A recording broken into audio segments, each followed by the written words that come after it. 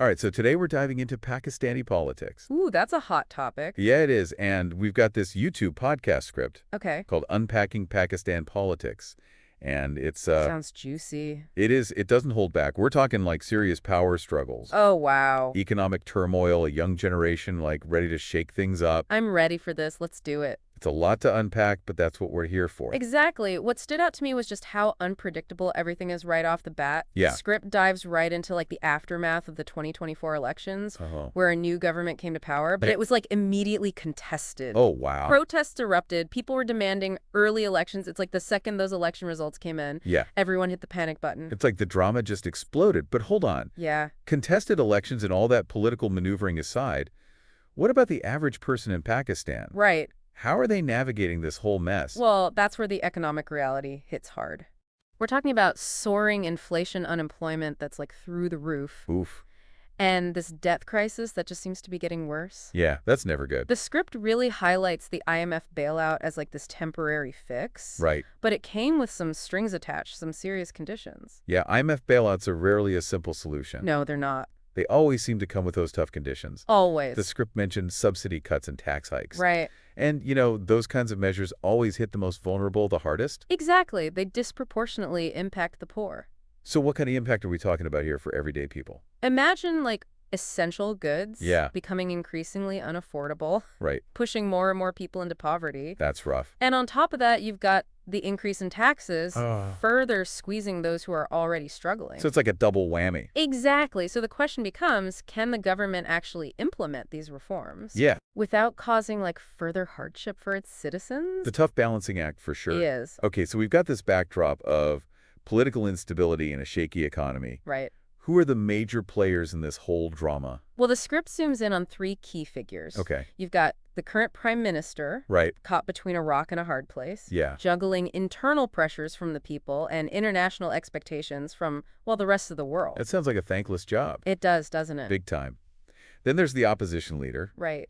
seizing the opportunity presented by all this public discontent. Oh, yeah. They're rallying support, promising a different path, Uh-huh. criticizing the government every step of the way. Classic opposition strategy. Straight out of the playbook. Absolutely. But then there's the elephant in the room. Okay. The one we can't ignore, the military. Right. They're a constant force in Pakistani politics, Yeah. officially focused on national security, especially given the volatile region. You said officially. Is the script implying there's more to it?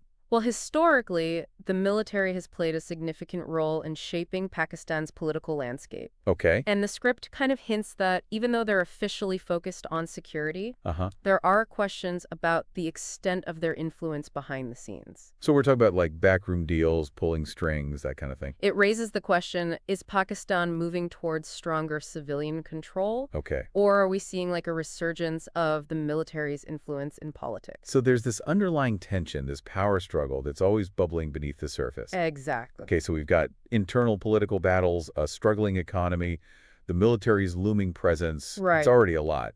But then you factor in Pakistan's geopolitical position. Oh, yeah. It's like a whole other level of complexity. Absolutely. You can't talk about Pakistani politics without considering its location. Right, it's like prime real estate, geopolitically It speaking. is like Sandwiched between some major players, India, China, Afghanistan. each relationship brings its own set of challenges. For sure. And has a ripple effect on domestic politics. The script specifically mentions the strange relationship with India, Right.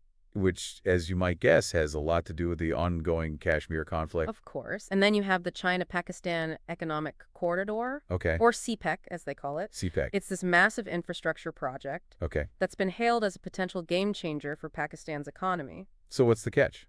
Well, there are questions about the long-term implications, Like what? especially with China's growing influence in the region. Are we talking about the potential for unsustainable debt? That's one concern. Okay. There are also questions about whether it primarily benefits China more than Pakistan.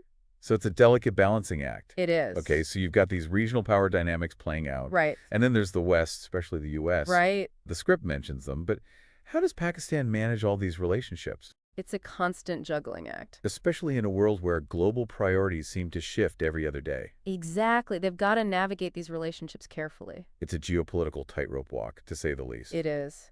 So with all that in mind, what does the script say about the future of Pakistani politics? Well, that's where things get really interesting. Okay, I'm listening. The script brings up this huge demographic shift that's happening in Pakistan. Okay. Did you know that over 60% of the population is under 30? Wow, that's a massive youth population. It is. We're talking about a generation that's digitally connected, politically aware, and hungry for change.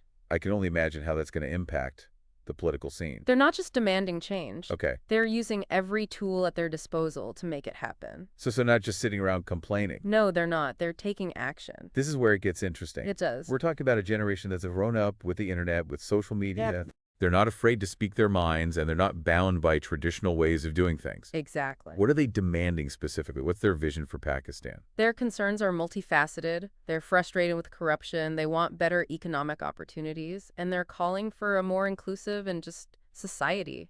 So it's not just about politics, it's about their whole future. It is. And what's fascinating is how they're using technology to amplify their message and connect with each other. This is starting to feel less like a tightrope walk and more like a seismic shift waiting to happen. It might be.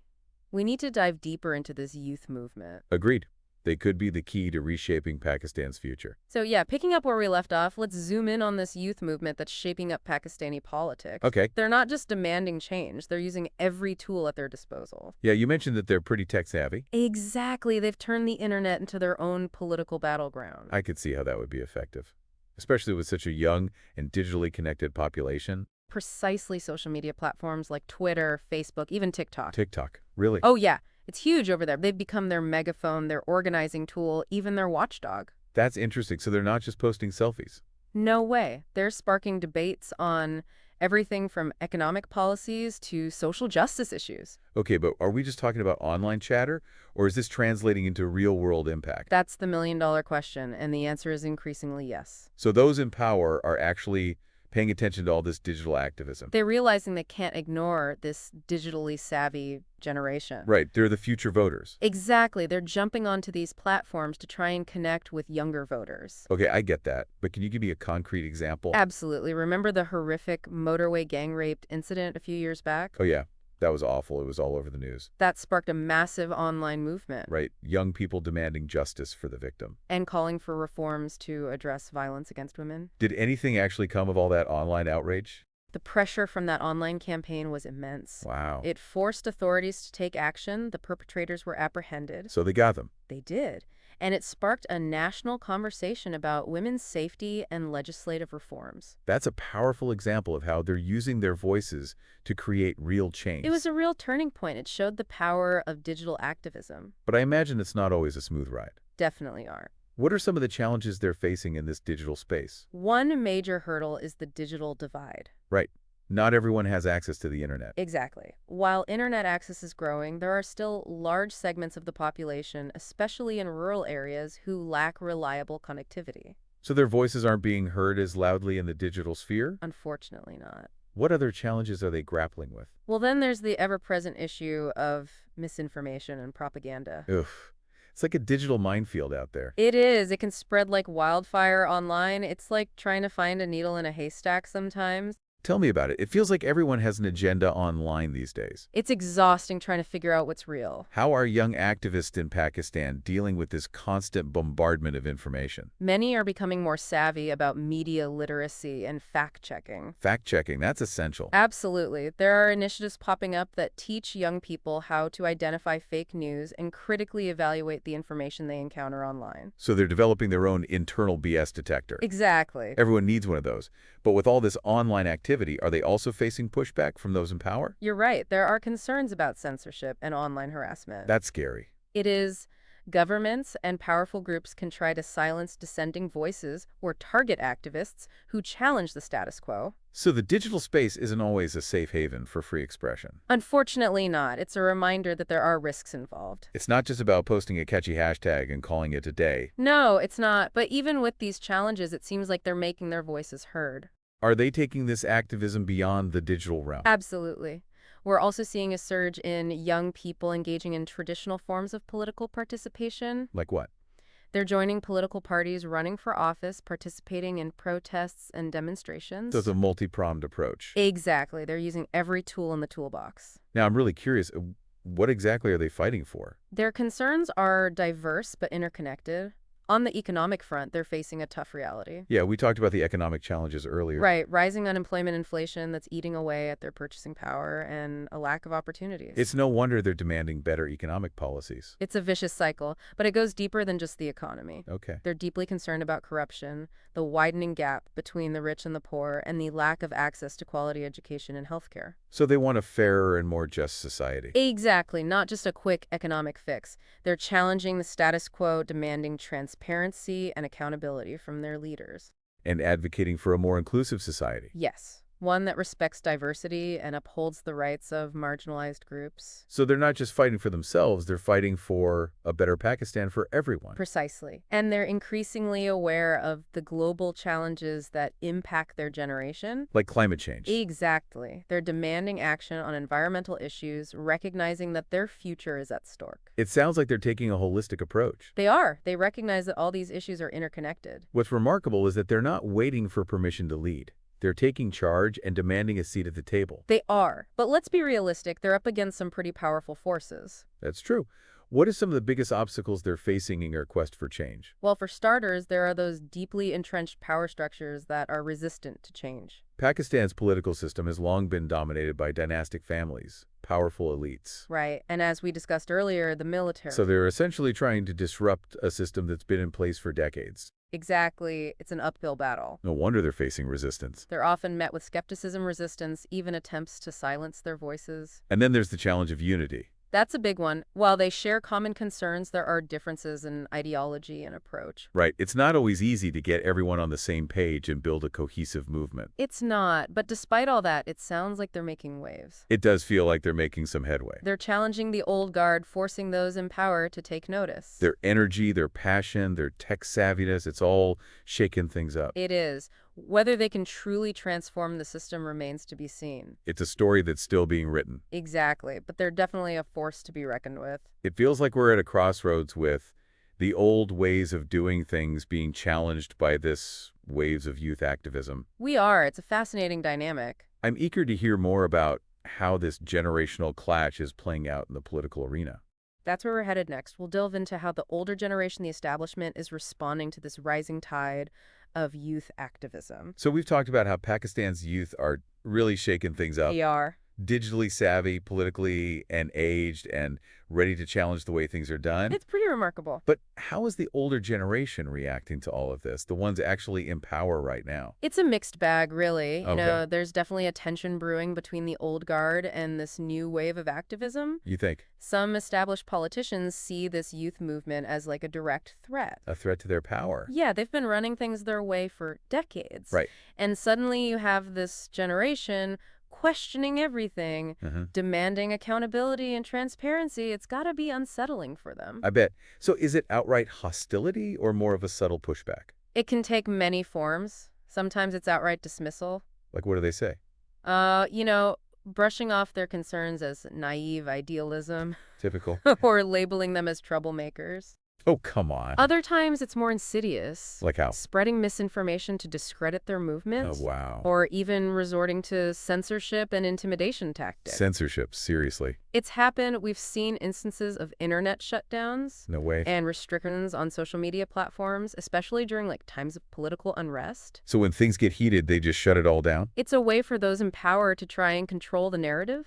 Wow. So it's not exactly a fair fight, is it? Not really, but are all of the older generation digging in their heels? That's a good question. Are there any who are recognizing that it might be time to adapt? I mean, they'd have to be pretty blind not to see what's happening. There are some savvy politicians who see the writing on the wall. Okay. They understand that this youth movement isn't going away. Right. And they're trying to get ahead of the curve. How so? We're embracing social media, trying to connect with younger voters, Okay. even incorporating some of their concerns into their platforms. But is that genuine or just a tactic to stay relevant? That's the million-dollar question, isn't it? It is. It's hard to know for sure what's going on behind closed doors. Right. Some might be genuinely trying to bridge the gap, Uh-huh. while others might just be putting on a show. So it's a bit of a wait-and-see situation? I think so, but we can't forget about the military.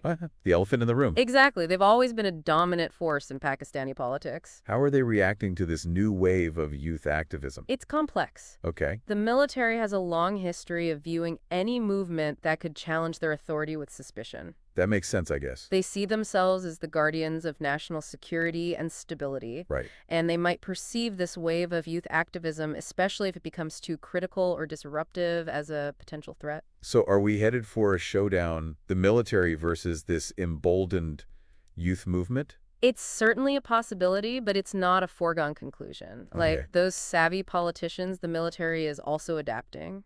They've increased their presence on social media, Interesting. trying to project a more modern and approachable image. So image is everything. It plays a big role, and they're engaging in public relations campaigns to win over public support. So it's a battle for hearts and minds. Exactly, playing out both online and offline.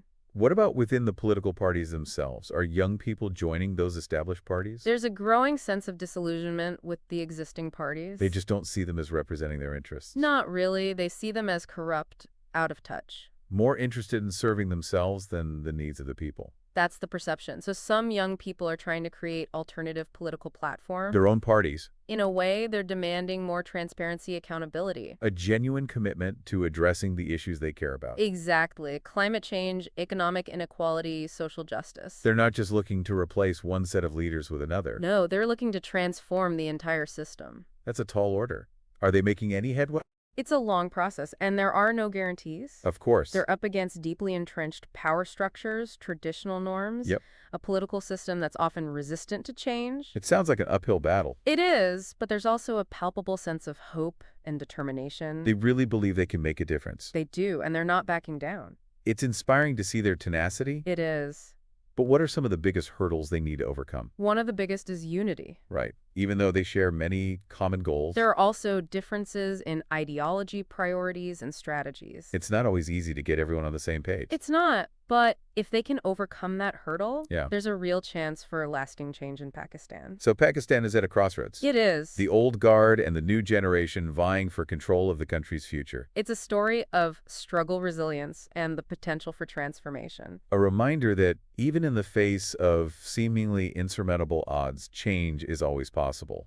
And it's a story that's far from over. The youth of Pakistan are just getting started. Their energy, their passion, their willingness to challenge the status quo, it's incredible. They're a force to be reckoned with, and their impact is only going to grow in the years to come. Well, that's about all the time we have for today. It went by fast. It really did. But we've covered a lot of ground. We have. From the volatile political landscape to the economic challenge. And the role of the military. We've explored the power of the youth movement. Their hopes, their demands, their strategies. The future of Pakistani politics is uncertain. It is. But one thing is clear. This new generation is a force for change. Absolutely. Whether they succeed in transforming the system or not, their voices will continue to reverberate through the halls of power. I have no doubt about that. We hope this deep dive has given you a better understanding of the complexities of Pakistani politics. And the forces that are shaping its future. Thanks for joining us. It was a pleasure.